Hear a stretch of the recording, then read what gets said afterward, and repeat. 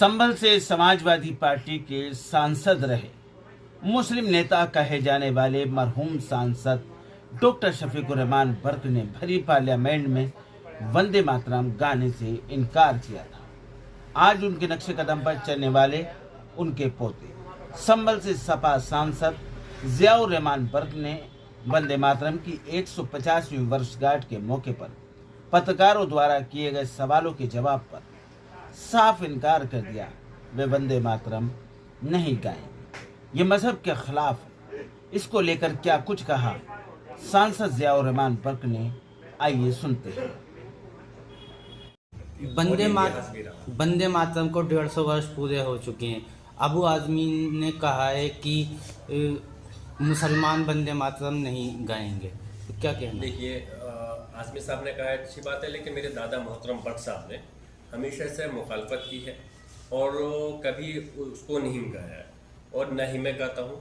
मैं भी इस चीज़ को कहता हूँ और मैं इस चीज़ से कोई मेरी देशभक्ति पर उंगली नहीं उठा सकता और न ही मैं किसी को सफाई देने के लिए बैठा हूँ कि मैं कितना बड़ा देशभक्त हूँ। ये तो हमारे लोगों ने कुर्बानियाँ दी हैं, हमारे बुजुर्गों ने, वो जानते हैं कि पूरा देश नहीं पूरी दुनिया जानती है हमारी कौम के इतिहास के बारे में। और जहाँ तक आप जो आपने वर्ड कहा है, रही बात जनगण मनगण हमारे देश का राष्ट्रगान है, हम सम्मान भी करते हैं और हम खड़े होकर के हम दिल से गाते भी हैं, लेकिन वो राष्ट्रगान नहीं है, राष्ट्रगीत है। और उसके लिए हमें कोई बाध्य, कोई हमें नहीं कर सकता, कोई हमें बाउंड नहीं कर सकता कि हम उसको गाएं।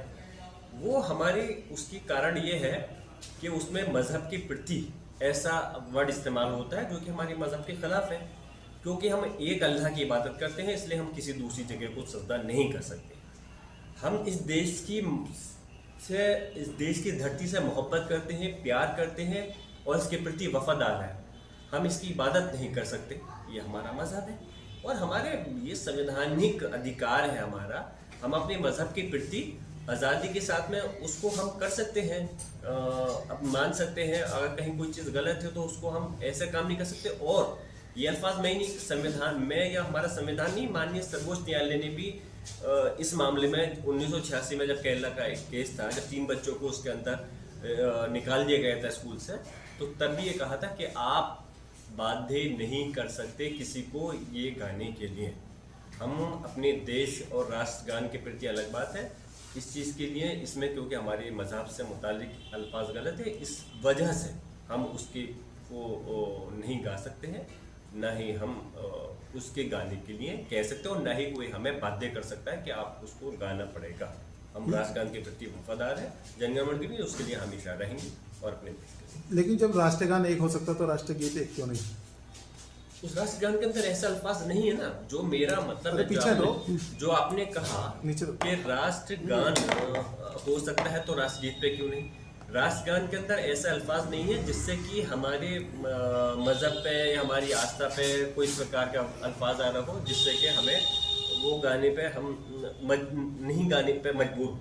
राष्ट्रगान में ऐसा कहीं कोई अल्फाज नहीं है, इसलिए हम उसके प्रति उसको दिल से, और हम नहीं, सिर्फ मैं ही नहीं, या मुसलमान स्कूल कॉलेज में नहीं, मदरसे तक के अंदर उसको राष्ट्रगान को गाते हैं तो कोई गलत नहीं है और अपने देश के प्रति गाते हैं। लेकिन राष्ट्रगीत जो है उसमें अल्फाज गलत है तो उसके प्रति कोई हमें बातें नहीं कर सकता कि उसको हम वो गाएं।